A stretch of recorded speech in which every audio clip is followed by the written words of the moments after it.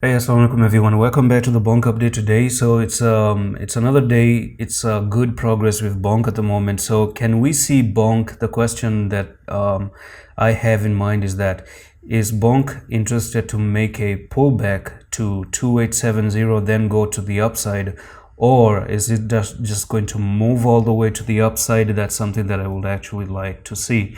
So you still have a little bit of a small resistance here, which is coming up like this, because you may notice that you did get rejection here as well. You got some rejection there as well, and this probably is another rejection a little bit, but I think it's a weak one. It doesn't mean that we were not going to take it seriously, but the thing is that it's not too strong of a resistance due to the fact that you printed in left shoulder, the head, and the right shoulder, and you bought yourself the license to actually go to the upside with that bullish pattern. So this is pretty much what I see on the daily. The second one is the 4-hour time frame, and I want to talk about the 4-hour time frame of course.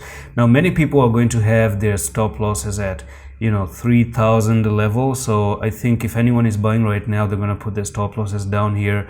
Could be a chance to really come down, take it out, and then go to the upside. But this coming down is not bad, it's not bearish.